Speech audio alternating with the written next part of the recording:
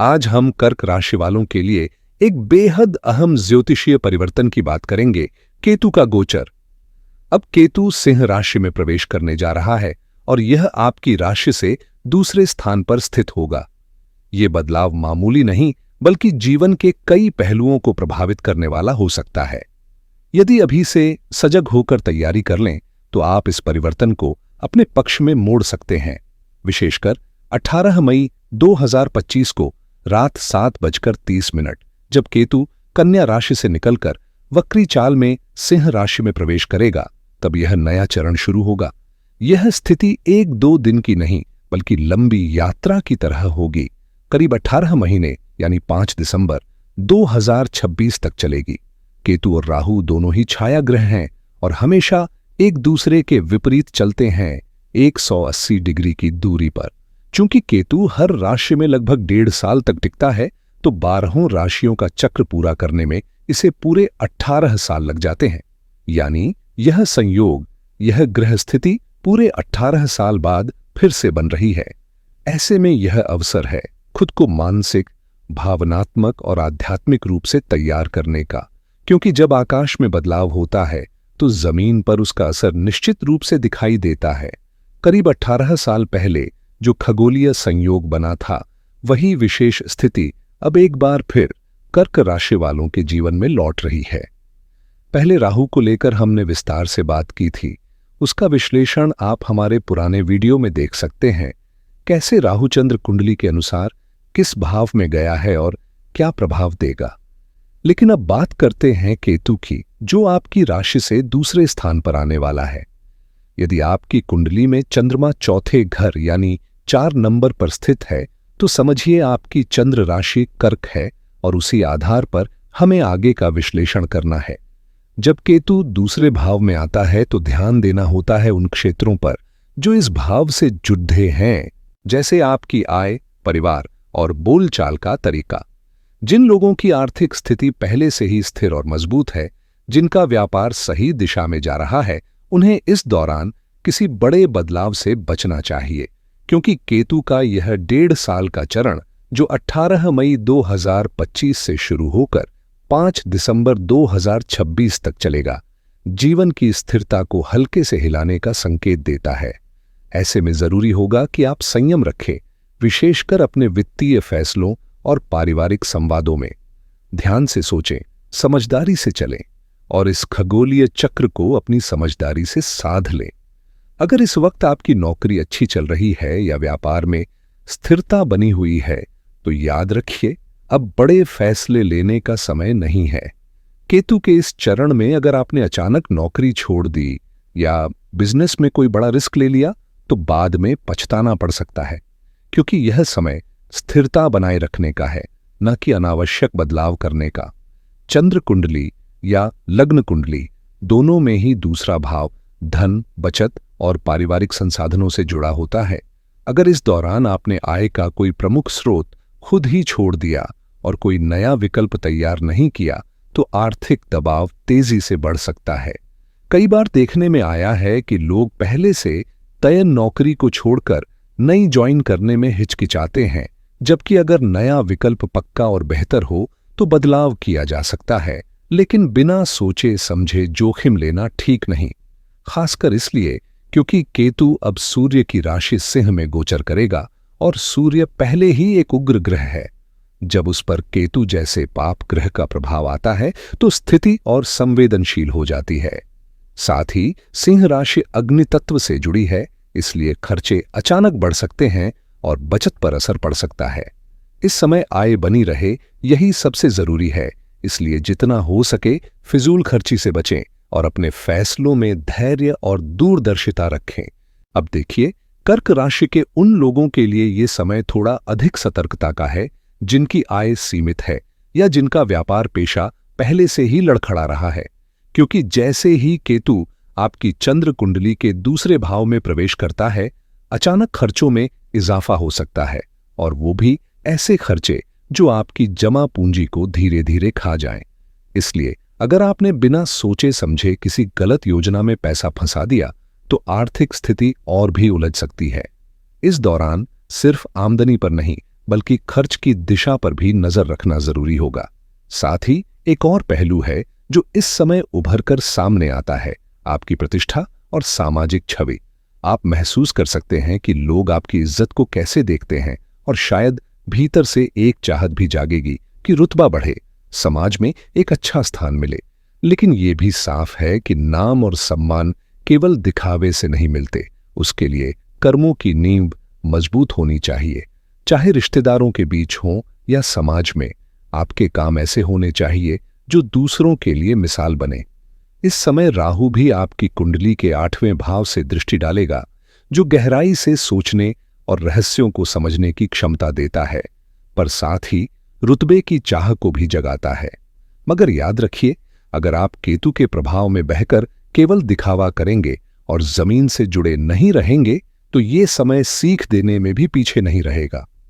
अब जिन बदलावों की बात हम करने जा रहे हैं, उन्हें गहराई से समझना बेहद जरूरी है, क्योंकि जैसे ही केतु आपकी राशि से दूसरे भाव में प्रवेश करता है, कई परतों में असर देखने को मिल सकता है। सबसे पहले तो आपको एक अलग तरह की हिम्मत महसूस होगी, मेहनत करने का जज्बा बढ़ेगा और जो लोग कर्मठ हैं उनके लिए ये समय प्रगति का हो सकता है। लेकिन जो लोग पहले से ही आलस्य में डूबे हैं, उनके लिए यह गोचर एक चुनौती बन सकता है, क्योंकि अगर आपने अभी काम को टालने की आदत नहीं छोड़ी तो मुश्किलें सिर उठाने लगेंगी। दूसरा भाव, जैसा कि आप जानते हैं, कुंडली में धन, वाणी और पारिवारिक रिश्तों का प्रतिनिधित्व करता है। केतु का यहां होना कभी-कभी वाणी में कटुता ला सकता है या पारिवारिक माहौल में तकरार की स्थिति खड़ी कर सकता है। ऐसे में आपको शब्दों के चयन और पारिवारिक संतुलन पर खास ध्यान देना होगा। छोटे छोटे मुद्दे अनावश्यक रूप से बड़े विवाद में बदल सकते हैं यदि समय रहते संभाल न लिया जाए। इसके साथ ही जो सबसे अहम बात है वो है आपकी बचत। चाहे बैंक में पैसा हो या घर की तिजोरी में रखा गया हो, अब उसे खर्च करने से पहले 10 बार सोचना होगा। और अगर बचत है ही नहीं, तब भी स्थिति आसान नहीं होगी, क्योंकि आर्थिक दबाव कहीं न कहीं से आ ही सकता है। इसलिए इस पूरे चरण में सोच समझकर कदम उठाना, संयम से बोलना और अपनी मेहनत को सही दिशा देना ही सबसे समझदारी भरा फैसला होगा। जब केतु आपकी राशि से दूसरे भाव में आता है, तो धन अर्जित करना किसी आसान राह जैसा नहीं होता।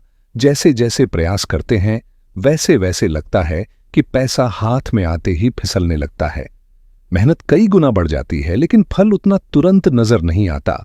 और यही वो समय होता है जब धैर्य की असली परीक्षा होती है। ऐसे में यदि आप अपनी जमा पूंजी बढ़ाना चाहें, तो योजनाबद्ध तरीके से चलना बेहद जरूरी है। अब अगर आप इस दौरान कोई बड़ा कदम उठाने की सोच रहे हैं, जैसे लोन लेना, तो 2 बार सोचिए। मकान, गाड़ी या किसी भी गैर जरूरी चीज पर लोन लेना इस समय आपको आर्थिक बोझ के नीचे दबा सकता है, खासकर जब अगला 1.5 साल उतार चढ़ाव से भरा हो सकता है। अगर कामकाज ठीक ठाक चल रहा है तो बेवजह कर्ज का बोझ लेना समझदारी नहीं होगी। लेकिन अगर जरूरत सच्ची और मजबूरी साफ है, तो लोन भी एक विकल्प हो सकता है। बस इस्तेमाल सोच समझ कर हो। साथ ही इस अवधि में सरकारी नियमों या किसी कानूनी पेचीदगी का डर भी मन को घेरे रह सकता है। इसीलिए किसी भी दस्तावेजी काम में पारदर्शिता और सावधानी बेहद जरूरी है। कुल मिलाकर ये समय है आर्थिक समझदारी, संतुलित फैसलों और ठोस रणनीति का, वरना ये 1.5 साल फाइनेंशियल रूप से भारी भी पड़ सकता है। कल्पना कीजिए कि आप किसी व्यवसाय में हैं और आपने उसमें कई तरह के काम शुरू कर दिए हैं, लेकिन अगर हिसाब किताब में पारदर्शिता नहीं है या लेन देन सही तरीके से दर्ज नहीं हो रहे, तो ये लापरवाही आपके लिए बड़ी परेशानी बन सकती है। खास तौर पर टैक्स या सरकारी नियमों से जुड़ी दिक्कतें सामने आ सकती हैं। अगर कोई व्यक्ति गलत तरीके से पैसे कमा रहा है, चाहे वो अवैध व्यापार हो या नियमों की अनदेखी, तो इस दौरान केतु के प्रभाव में उसे कानून का डर ज्यादा सताएगा। पुराने जमाने में जिसे राजभय कहा जाता था, आज वही डर सरकारी नियम, कायदों और कार्रवाई का रूप ले लेता है। इसलिए यह समय ईमानदारी और नियमों की पालना से ही बेहतर निकाला जा सकता है। साथ ही इस गोचर के दौरान मानसिक बेचैनी भी बनी रह सकती है। मन बार बार विचलित हो सकता है और छोटी छोटी बातों में तनाव बढ़ सकता है। दोस्तों से अनबन या मतभेद की स्थिति बन सकती है जो आपके सामाजिक संबंधों को प्रभावित कर सकती है। और एक महत्वपूर्ण बात यह भी है कि केतु जब दूसरे भाव में होता है तो कभी कभी ऐसे योग भी बनते हैं जब व्यक्ति को अपने घर परिवार से दूर जाना पड़ता है, चाहे वो नौकरी हो या व्यापार।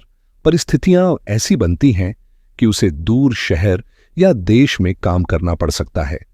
ऐसे में रिश्तों की गर्माहट बनाए रखना और मन को संतुलित रखना इस समय की सबसे बड़ी चुनौती और जरूरत दोनों बन जाती है। अगर आपका काम सकारात्मक दिशा में बढ़ रहा है तो निश्चित रूप से अच्छा है, लेकिन बेवजह की यात्राएं या बिना योजना के इधर उधर भटकना इस समय आर्थिक रूप से भारी पड़ सकता है, क्योंकि आज के समय में हर एक कदम पैसे से जुड़ा होता है। खासतौर पर यात्रा, चाहे वो निजी हो या पेशेवर, खर्चों का पिटारा लेकर आती है। इसलिए घर से दूर जाने का कोई भी निर्णय सोच समझकर ही लें। दूसरा, अगर आप ऐसे पेशे में हैं जहां लोगों के सामने बोलना पड़ता है, जैसे कि आप नेता हों, शिक्षक हों या किसी सामाजिक मंच का हिस्सा हों, तो इस दौरान आपकी वाणी में वैसी सहजता या प्रभावशाली प्रवाह शायद न दिखाई दे और जरा सी चूक या गलत शब्द आपके लिए बड़ी परेशानी बन सकती है। इसलिए मंच पर या भीड़ में कुछ भी कहने से पहले शब्दों का चयन बहुत सावधानी से करें। केतु जब दूसरे भाव में होता है तब व्यक्ति खूब मेहनत करता है, लेकिन फिर भी भीतर कहीं न कहीं एक अधूरापन या असंतोष की भावना बनी रहती है, जैसे बहुत कुछ करते हुए भी लगता है कि कुछ छूट गया है या मन पूरी तरह संतुष्ट नहीं है। इस समय आपको न केवल अपने शब्दों बल्कि अपनी ऊर्जा और समय का भी समझदारी से इस्तेमाल करना होगा, तभी आप इस जटिल लेकिन सीखों से भरे समय को सकारात्मक मोड़ दे पाएंगे। जब केतु आपकी राशि से दूसरे भाव में आता है तो धन से जुड़ी चिंता मन में घर कर जाती है। बार बार यही सवाल उठता है कि क्या मेरी कमाई पर्याप्त होगी, क्या मैं अपने लक्ष्यों को पूरा कर पाऊंगा। ऐसे समय में सकारात्मक सोच और सही संगत का महत्व और भी बढ़ जाता है। अगर आप समझदार, प्रेरणादायक लोगों के साथ रहेंगे तो हालात बेहतर रहेंगे, लेकिन गलत संगत या नकारात्मक सोच वाले लोगों का साथ आपके लिए मुश्किलें खड़ी कर सकता है। खासतौर पर छात्रों को इस समय अतिरिक्त सावधानी बरतनी चाहिए, क्योंकि पारिवारिक उलझनों और मानसिक तनाव के चलते पढ़ाई से ध्यान भटक सकता है। घर की छोटी छोटी बातें बड़ी चिंता का कारण बन सकती हैं, इसलिए जरूरी है कि पढ़ाई के लिए एक शांत माहौल बनाया जाए जहां ध्यान केंद्रित किया जा सके। इसके अलावा वाणी पर नियंत्रण इस समय बेहद जरूरी है, क्योंकि केतु के इस प्रभाव में व्यक्ति बिना सोचे समझे कटु या गलत शब्द बोल सकता है, जिससे रिश्तों में खटास आ सकती है। परिवार से सौम्यता से बात करें, शब्दों को सोच समझकर बोलें, ताकि मन भी शांत रहे और रिश्ते भी मधुर बने रहें। इस संपूर्ण अवधि में धैर्य, विवेक और सही दिशा में प्रयास ही सफलता की कुंजी बनेंगे।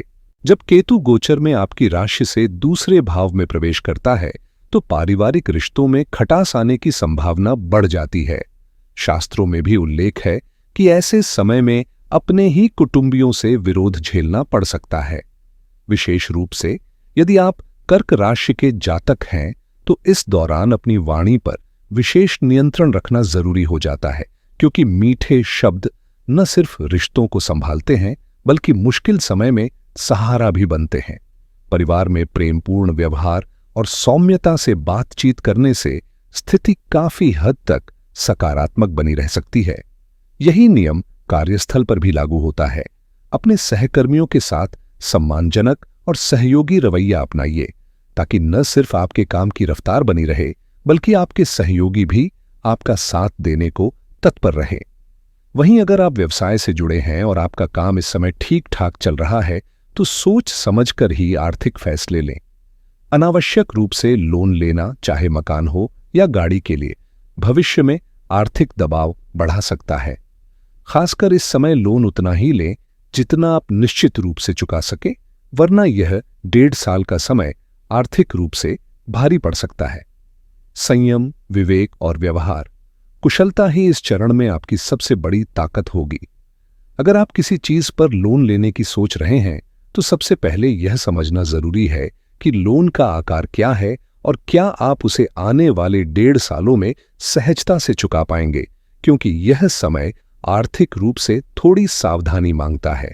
अगर आपका कामकाज स्थिर है, सब कुछ सुचारू रूप से चल रहा है, तो चिंता की खास बात नहीं, लेकिन व्यापार की प्रकृति ही उतार चढ़ाव से भरी होती है, इसलिए अतिरिक्त सतर्कता जरूरी है। बहुत से लोग नौकरी में होते हुए भी लोन लेकर व्यापार शुरू कर देते हैं, तो खासकर कर्क राशि वालों के लिए यह सलाह है कि अगर आपकी नौकरी अच्छी चल रही है, सैलरी मजबूत है, तो इस समय में बिना सोचे समझे व्यापार में न कूदें। अगर व्यापार की शुरुआत करनी ही है तो छोटे स्तर पर करें, धीरे धीरे बढ़ाएं, और जब केतु का यह प्रभाव खत्म हो तब बड़े फैसलों की तरफ बढ़े। साथ ही इस दौरान अपनी वाणी पर भी खास ध्यान दें, क्योंकि कभी कभी हमारे बोले गए शब्दों का अर्थ लोग अपने ढंग से निकाल लेते हैं और बात का बतंगड़ बन सकता है। इसलिए सोच समझकर बोलिए ताकि रिश्ते भी मधुर बने रहें और माहौल भी सकारात्मक बना रहे। जब केतु आपकी चंद्र राशि से दूसरे भाव में आता है तो कई बार ऐसी भावनात्मक उलझनें देखने को मिलती हैं जहां व्यक्ति अपने सबसे नजदीकी माता पिता, भाई बहन या जीवन साथी से भी दूरी महसूस करने लगता है। बात बात पर मन उखड़ता है और कई बार तो ऐसा लगता है कि सब कुछ छोड़ छाड़ कर कहीं दूर निकल जाएं। पर यह दूरी अगर सच में बना ली तो पारिवारिक समस्याएं और गहराने लगती हैं। ऐसे समय में अगर 5 लोगों के बीच कोई चर्चा कर रहे हों तो शब्दों का चयन सोच समझकर करें, क्योंकि आपकी वाणी ही इस दौरान सबसे ज्यादा असर डाल सकती है, सकारात्मक भी और नकारात्मक भी। लेकिन याद रखिए, हर कर्क राशि वाले के लिए ये स्थिति एक जैसी नहीं होती। सबकी कुंडली में योग अलग होते हैं, परिस्थितियां अलग होती हैं। जिनकी कुंडली में मजबूत ग्रहों का साथ है उन्हें ऐसी बेचैनी कम होगी। फिर भी अगर आप खुद को इस स्थिति से जोड़ पा रहे हैं, मन बेचैन है, तो घबराने की जरूरत नहीं। मैं आगे ऐसे सरल और प्रभावशाली उपाय भी बताऊंगा जिन्हें अपनाकर आप इस दौर को शांति और समझदारी से पार कर सकते हैं। जन्म कुंडली हमेशा कुछ कहती है। अगर उसमें ग्रहों की स्थिति मजबूत है और दशाएं अनुकूल चल रही हैं तो पारिवारिक टकराव उतना भारी नहीं होता। लेकिन जब गोचर में केतु जैसे ग्रह दूसरे भाव में आ जाते हैं तब थोड़ा अतिरिक्त सतर्क रहना जरूरी हो जाता है। खासकर जिनका विवाह हो चुका है उन्हें इस समय दांपत्य जीवन को लेकर संवेदनशील रहना चाहिए और माता पिता के साथ भी संबंधों में मिठास बनाए रखनी चाहिए, क्योंकि यह वाणी का स्थान है। इसलिए बातचीत में विनम्रता और सोच समझ से शब्दों का इस्तेमाल करना बेहद फायदेमंद रहेगा। वहीं जब दूसरे भाव में केतु होता है तो 8वें भाव में राहु का प्रभाव भी होता है, जिससे वाहन दुर्घटनाओं की संभावना बढ़ सकती है। इसलिए वाहन चलाते समय खास सतर्कता बरतें और तेज रफ्तार से परहेज करें। साथ ही इस समय किसी को उधार देना भारी पड़ सकता है। पैसा देना तो आसान है, मगर वापसी की उम्मीद करना मुश्किल। कोशिश करें कि न तो किसी को उधार दें और न ही खुद जरूरत से ज्यादा कर्ज लें, क्योंकि लौटाने में दिक्कतें आ सकती हैं। यह समय मांग करता है समझदारी भरे फैसलों की, चाहे वो रिश्तों में हो या रुपयों में। अगर आप किसी जरूरत के चलते उधार लेकर कोई काम शुरू कर रहे हैं तो ये भी समझना जरूरी है कि उधार सिर्फ आर्थिक बोझ नहीं होता, बल्कि कई बार आत्मसम्मान पर भी असर डालता है। जब बार बार कोई आपसे अपना पैसा मांगता है और आप लौटाने में असमर्थ रहते हैं तो रिश्तों में खटास आ सकती है और आपकी सामाजिक छवि को भी नुकसान हो सकता है। इसलिए हर स्थिति में सोच समझकर ही उधार लें, और अगर बिना उधार के काम चल सकता है तो यही सबसे बेहतर होगा। इसके साथ ही इस समय अपने खान पान की आदतों पर भी खास ध्यान देने की जरूरत है, क्योंकि दूसरा भाव सिर्फ वाणी और धन से नहीं जुड़ा बल्कि मुक्त से भी संबंधित है, यानी मुंह, दांत, जुबान और पाचन तंत्र पर असर पड़ सकता है। खानपान न सिर्फ मुंह में तकलीफें ला सकता है बल्कि पेट की भी सेहत बिगाड़ सकता है। बाहर क्या खा रहे हैं, कब खा रहे हैं और कैसे खा रहे हैं, इन सब बातों पर सजग रहिए। और अगर घर में कोई शुभ कार्य या मांगलिक आयोजन हो रहा है तो वहां भी संयम और समझदारी बनाए रखना जरूरी है ताकि माहौल शांतिपूर्ण और सुखद बना रहे। मान लीजिए आप कर्क राशि के जातक हैं और इस 1.5 साल के भीतर आपके परिवार में किसी महत्वपूर्ण अवसर जैसे कि संतान का विवाह होने वाला है। अब अक्सर ऐसा होता है कि हम दूसरों को देखकर खुद पर अतिरिक्त बोझ ले लेते हैं। किसी और ने शादी में लाखों खर्च किए तो हमें भी उतना ही करना चाहिए। यही सोच हमें फाइनेंशियली अस्थिर कर सकती है। अगर आपके पास पर्याप्त धन नहीं है और आप उधार लेकर भव्य आयोजन कर बैठते हैं तो वो चमक दमक कुछ समय की होती है, लेकिन उसका असर आपकी आर्थिक स्थिति पर लंबे समय तक पड़ सकता है। आपकी जमा पूंजी खत्म हो सकती है और अगर लोन लिया है तो उसे चुकाने में आपको भारी परेशानी का सामना करना पड़ सकता है। इसलिए इस समय में ये बहुत जरूरी है कि आप दिखावे की बजाय अपनी आर्थिक क्षमता के अनुसार कदम उठाएं। 5 रुपए हैं तो 2 ही खर्च करें, लेकिन संतुलन बनाए रखें। फिजूल खर्ची या उधार के सहारे आयोजन करने से भविष्य में पछताना पड़ सकता है। चाहे आप व्यवसायी हों या सरकारी कर्मचारी, साथियों से प्रभावित होकर अनावश्यक खर्च करने से बचें और विवेक से निर्णय लें। यही समझदारी इस समय की सबसे बड़ी जरूरत है। इस समय चाहे आप सरकारी नौकरी में हों या प्राइवेट सेक्टर में, वरिष्ठ अधिकारियों से आपका व्यवहार बेहद महत्वपूर्ण रहेगा। उनके साथ सम्मानजनक और सकारात्मक संवाद बनाए रखना जरूरी है, क्योंकि इस अवधि में कार्यभार का दबाव कुछ अधिक रह सकता है। अगर आप इस दबाव को समझदारी से नहीं संभालते तो छोटी सी बात भी विवाद का रूप ले सकती है और कामकाजी माहौल बिगड़ सकता है। दूसरी ओर, अगर आप किसी संपत्ति की खरीद फरोख्त करने की योजना बना रहे हैं तो लेन देन में पारदर्शिता बेहद जरूरी है। अगर आप संपत्ति बेच रहे हैं तो पहले पूरी रकम प्राप्त करें और तभी दस्तावेज सौंपें। वहीं खरीदते समय यह सुनिश्चित करें कि भुगतान के बाद आपको जमीन की रजिस्ट्री समय पर और विधिवत मिल जाए, वरना कानूनी उलझनों में फंसने की आशंका बनी रहती है। याद रखिए, इस समय में छोटी सी लापरवाही भी बड़ी परेशानी बन सकती है, इसलिए हर कदम सोच समझकर और पूरी सतर्कता के साथ उठाएं। तो इस समय को समझदारी से बिताने के लिए एक बेहद असरदार उपाय है गणपति अथर्वशीर्ष का नियमित पाठ। यह 1.5 साल की अवधि आपके लिए मानसिक संतुलन और पारिवारिक सामंजस्य की परीक्षा जैसी हो सकती है, और ऐसे में गणेश जी की आराधना न केवल राह आसान करेगी बल्कि आपके भीतर सकारात्मक ऊर्जा भी बनाए रखेगी। शुरुआत में आप YouTube पर इसका ऑडियो सुन सकते हैं। धीरे धीरे जब शब्दों से जुड़ाव बढ़े तो स्वयं इसका जाप करना शुरू करें। यह न सिर्फ मानसिक शांति देगा बल्कि आपके बोलचाल के अंदाज में भी मिठास घोलेगा, क्योंकि इस दौरान वाणी पर केतु का असर हो सकता है। इसलिए जितना हो सके शब्दों में संयम रखें, कम बोलें लेकिन प्रभावशाली बोलें। आपकी एक छोटी सी बात भी सामने वाले पर गहरा असर डाल सकती है, इसलिए सोच समझकर बोलना ही आपके लिए फायदेमंद रहेगा। अगर यह जानकारी उपयोगी लगे तो इसे दूसरों से जरूर साझा करें। धन्यवाद।